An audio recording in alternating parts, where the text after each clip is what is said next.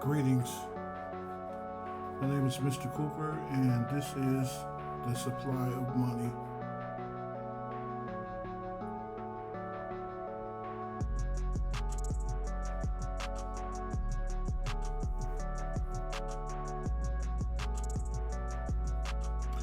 The rich rules over the poor, and the borrower is slave to the lender. Judging from this wisdom of the good book,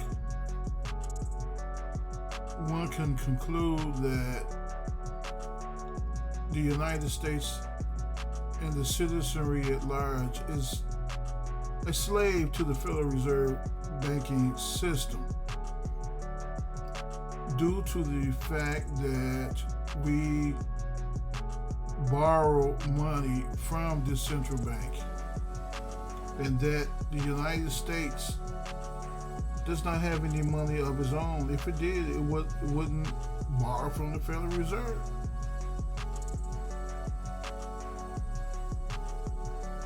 Monopoly. A market structure where one seller or producer is the sole supplier of a good or service in a market. This is Karl Marx's plank, the fifth plank of his Communist Manifesto, which says centralization of credit in the hands of the state by means of a national bank with state capital and an exclusive monopoly. Well, what we have is a hybrid form of this, and this hybrid form satisfies this plank in my view, because the Federal Reserve has monopoly control and over the issuance of money and credit.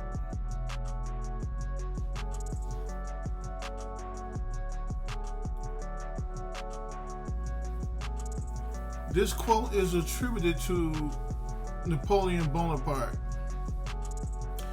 He had said, when the government is dependent upon bankers for money, they and not the leaders of the government control the situation, since the hand that gives is above the hand that takes.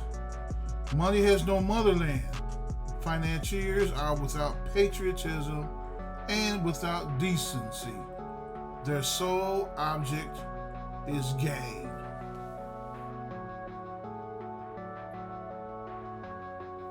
The supply of money, also known as the money stock or the money supply, is the total volume of currency in the public's hand during various points in time. Our money supply, represented by the coin above, is loaned to we the people at a price. Our money supply is not free. It's loaned to us at a price. The Federal Reserve Bank categorizes the money supply as MB, M1, M2, and M3. MB is monetary base. The MB money supply are deposits in the Fed's vault and currency circulating. M1 money supply is currency circulating and checking accounts. M2 money supply is M1 plus savings accounts, retail money market accounts, and certificate of deposits less than $100,000. M3 money supply is M2 plus institutional money market accounts, short-term repurchase agreements, and certificates of deposits greater than $100,000. Now, with that said, to find the details of the money supply, I encourage you to do your own research. I'm just going over the general concept of the money supply, seeking to illustrate how it expands. M2 money supply is the best indicator of inflation. If you look at the bar graph above, you see how the money supply had been rising and expanding throughout the years. M2 money supply rose from 1.48 trillion during year 1980 to 20.626 trillion as of May 1st, 2023. According to Investopedia, M2 is a critical factor in the forecasting of inflation. As the chart shows, the national debt rose significantly higher than the money supply. As of 2023, the debt is over $31 trillion. The U.S. has more debt than money. Here is a snapshot of the national debt clock as of June the 15th, 12:37 in the afternoon. As you can see, the U.S. debt is 31 trillion 914 billion 784 million 434,213 dollars, and each taxpayer is responsible for $248,542, more than the most of us make a year. That's roughly 3 times my salary. The following are some Federal Reserve economic data charts depicting an expanding supply of money. MB, which is monetary base, money supply, the currency. This chart is showing the currency, which is cash and coins in circulation. As of April 2023, it rose to $2.3 trillion. With that said, I want to, this is just a tangent a bit. I want to reveal what money is made of. The paper dollars are made out of 25% linen and 75% cotton. Our silver colored coins are not silver at all. We are using inferior metals, nickel and copper. This chart here shows what money's supposed to be made of by law. Per Coinage Act of 1792, a dollar is actually, according to law, 24.1 grams of pure silver or 27 grams of fine standard silver, which is about 90% silver and 10% copper. The monetary base reserve, those cash and coins in the Fed vault, as of April 2023, 3.2 trillion. The total of the cash and coins circulating and in the vault as of April 2023 is 5.6 trillion on the average.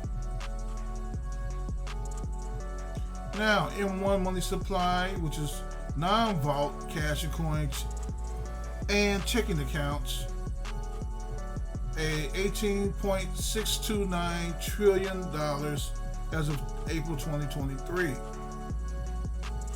M2 money supply which is savings plus retail money market accounts and certificates of deposit less than 100 grand as of May 23rd, 2023, 20.673 trillion. M3 money supply, which is M2 plus institutional money market accounts, repurchase agreements, and certificates of deposit greater than $100,000 as of May 10th, 2023, $21.035 trillion. Here is a chart depicting or illustrating all the money.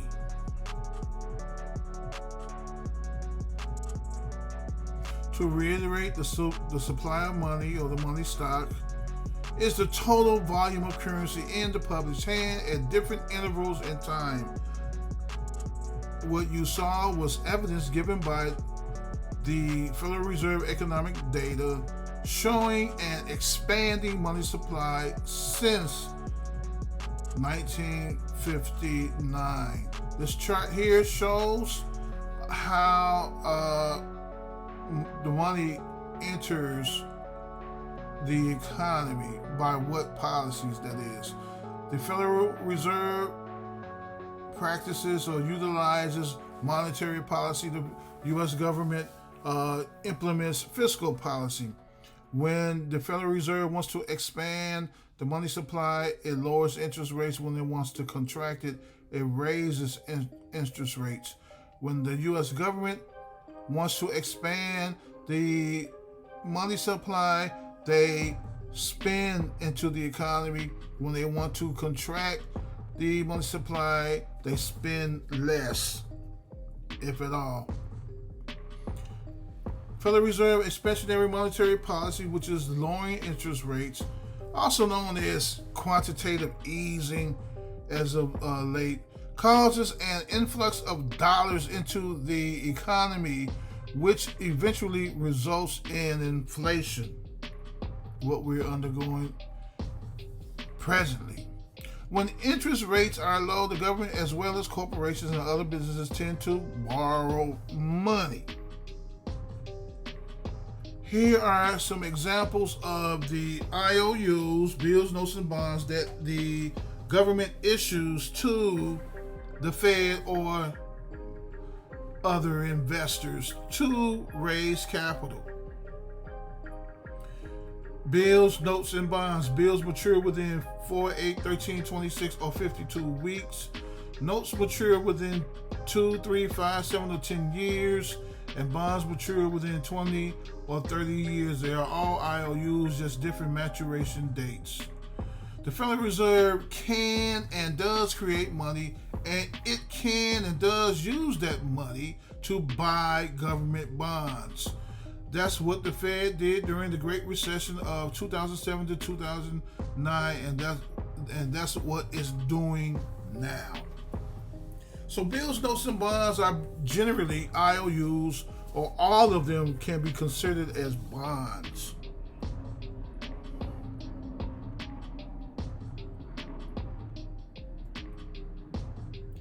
As I stated earlier, the Federal Reserve does create money out of thin air and loan it to our society, to our government in particular, right?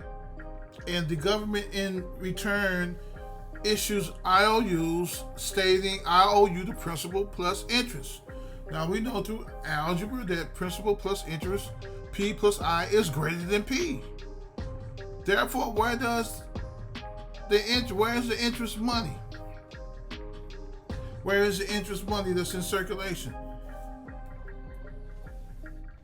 What backs the pledges is taxes.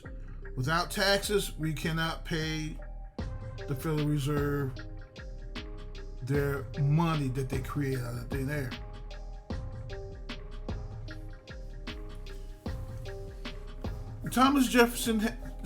Edison had said, if our nation can issue a dollar bond, those bills, notes, and bonds that I was referring to, showing you, if it can issue these bonds, these bills, and these notes, it can issue a dollar bill, meaning real money, or create its own fiat currency. We don't need to borrow fiat currency. We can create our own fiat currency, just like Abraham Lincoln did during the Civil War. This is why we have the greenback today.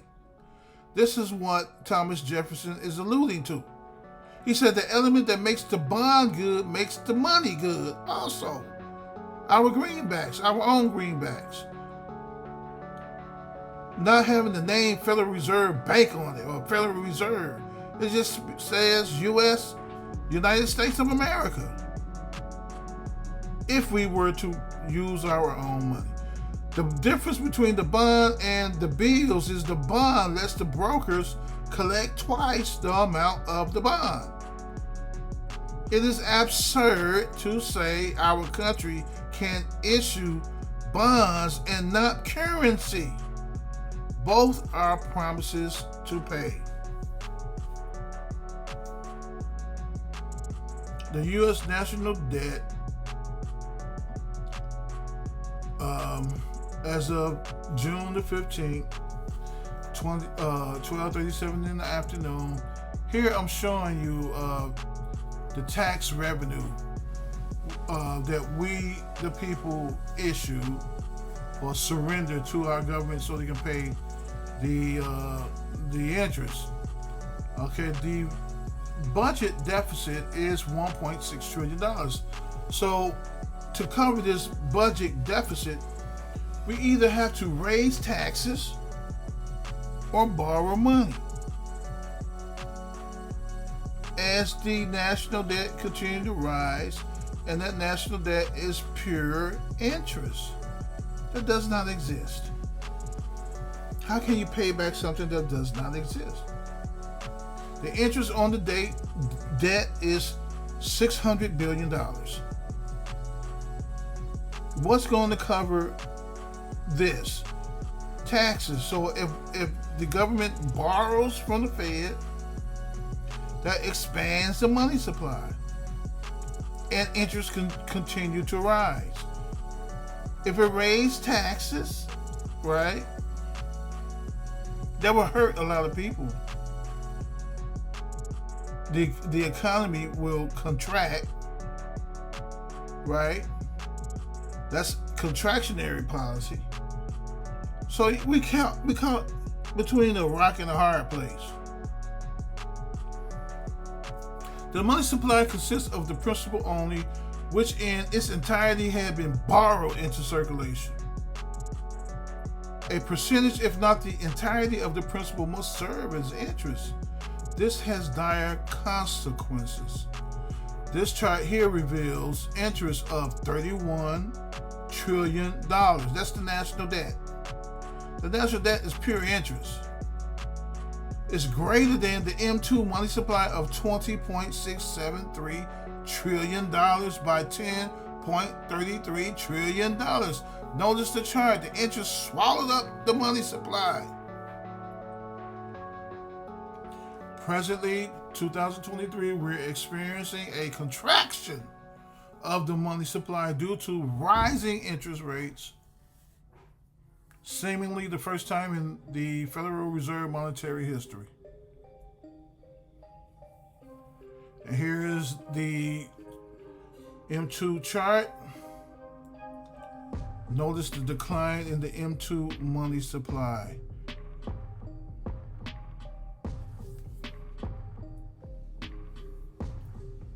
The end of my presentation.